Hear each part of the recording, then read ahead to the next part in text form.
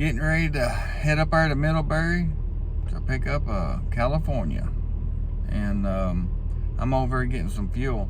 And I don't know if y'all use any fuel additive in your truck or not, but I do. I use Lucas, and I usually buy it by the gallon, and that way it's cheaper that way. And I use it in my auxiliary tank and keeps it all flushed out, and it's good for the truck. I don't know if y'all use something different. If y'all use Lucas, y'all use something different, put in the comment. See what y'all use out there. Alright, this here is the bottle that I use. Like I said, I buy a gallon of it. Like, it's good for your injector, fuel pump. It helps with the fuel mileage, and you know, I have a 72 gallon auxiliary tank. So what I do is put a quarter of it in my auxiliary tank. That's how I mix mine. It tells you on there how to mix it. But we over here to look at our trailer. Alright, we got over here, and it didn't come all the way. Stopped short because it said I loaded in the Middlebury yard, but it didn't have a road number. When I called Friday before they closed, they said it hadn't been pulled yet. So when something like that happens, you kind of want to hold back, stay in the Elkhart area, because just because it says what place it is don't mean it is. So I called this morning and got the road number, and it says it was in South Yard, which I've never been here before, so first time being at the South Yard. But we drove around this place, and I found my trailer. I'm getting a 29-foot travel trailer, White Hawk, and we're going to California with it. So let's get over here and inspect it, get it hooked up. Let's get on the road. Alright, like always, make sure the lights, no scratches, no dings. Make sure everything is on, it's not missing.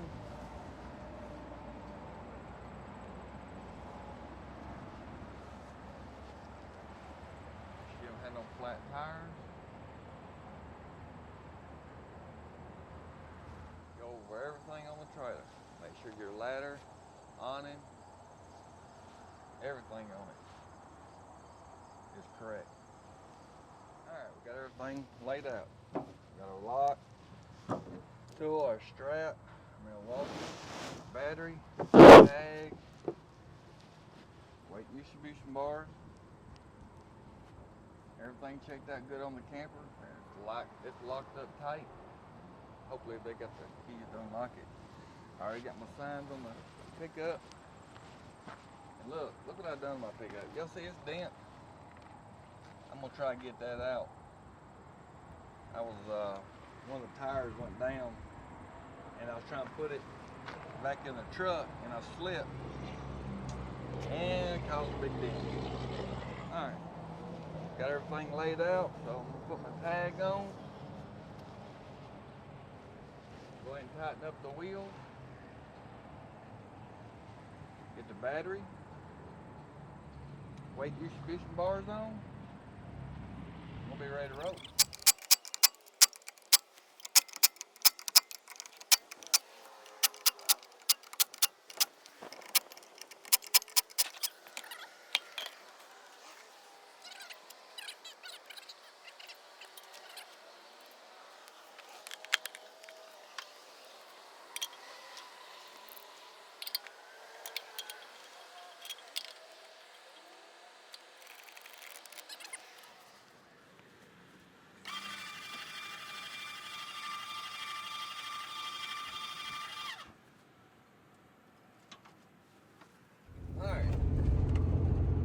We riding down the road now.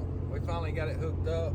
Had to get some help come over, and I want to show y'all the different hitch.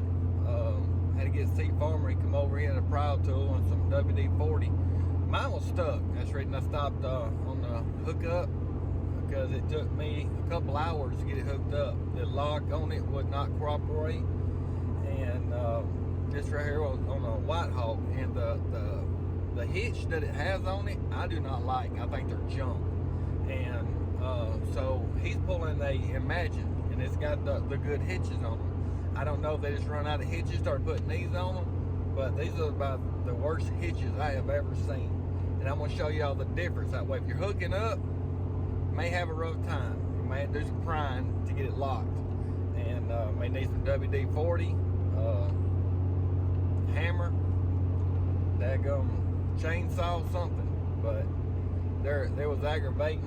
Finally got it hooked up. We're rolling. So when we get stopped, I'm going to show you the difference between these two hitches. Now, if you're in the market of buying one, look at the difference on these hitches that I'm going to show. And if it's got a hitch on it like mine does, I wouldn't buy it. That's just being honest, straightforward, simple as that. They're the junk. In 2 miles, take exit 239. Well, I'll show y'all the difference when we get stopped. All right, y'all. I was wanting to show y'all the hitch this morning.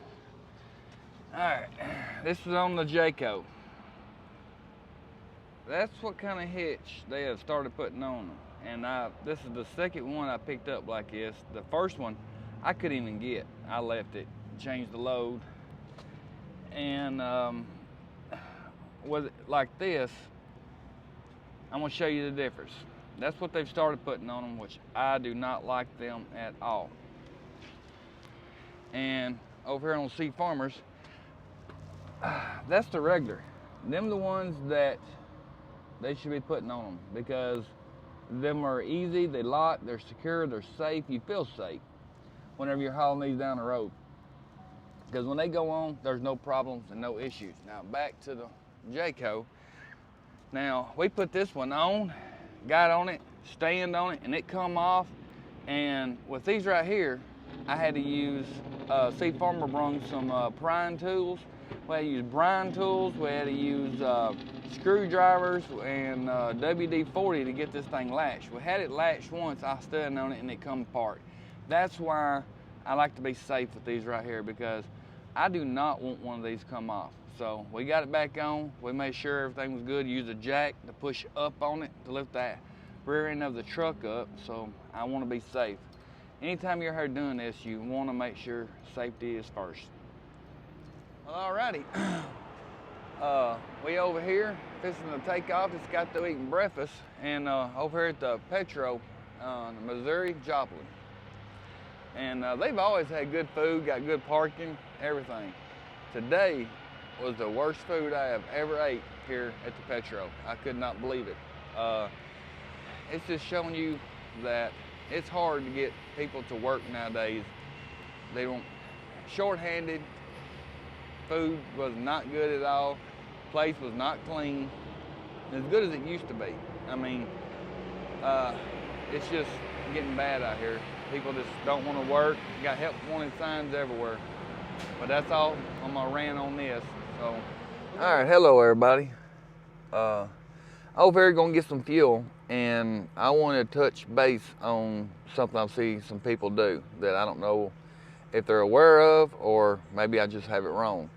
But with the fuel card you get that the company gives you, you get a discount. And if you go to the car side to get fuel, it doesn't give you the discount. If you go to you gotta go to the side with the big trucks to get the fuel, and you get your discount. I do not think you get the discount whenever you go to the car side. Well, at least I didn't whenever I did it. Whenever I first got the card, you know, and I didn't have a camper on, I go to the little side, but I didn't get the fuel discount. But you go back to the big truck side and they give it to you. And that's a lot of money. That will equal up to, you know, over time, a whole tank of fuel. And enough time, sooner or later, a whole nother run. So to save money, I would just go to the big truck side. All right, doing my check this morning, I also want to go over this.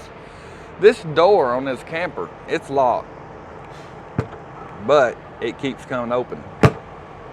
It has a table in that keeps coming undone, and it bumping the door. Even though the door is locked, it's not latching too good. I slam it down, it's locked. And that's where it's always good if you're running with somebody. I've been on this trip, I've been running with Sea Farmer, and he let me know, hey, your doors keeps coming open. So we have to stop, keep closing it, because that table was trying to come out, and I don't want to lose anything or have any damage. But it's something to be aware of, is to make sure on all of your doors. I've had, going down the road, these doors have been locked and I have seen them come open. It's just something to be aware of. Always checking your mirrors if you're riding with somebody, which is always good, in case you have any problems. And hope that tip helps y'all out. All right, I guess we're getting ready to leave out.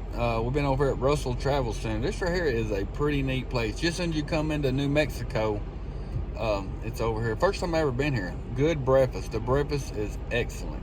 Whole lot better than when I ate at Petro.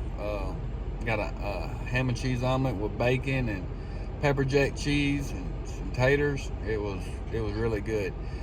Me and C Farmer just out here hanging out, kind of killing some time. And on the inside, they got like a small car museum going on with not just cars. They got motorcycles and bicycles and just all kind of stuff in there. Pictures, Elvis stuff. Well, I was going to stick it all in this video. I think y'all going to have to wait. That's got so much stuff in it. I think that's going to be a video on its own. But we're getting ready to pull out here, and we're about 9 hours and 45 minutes from Kingman. We're going to try and make it there and then kick this thing off tomorrow.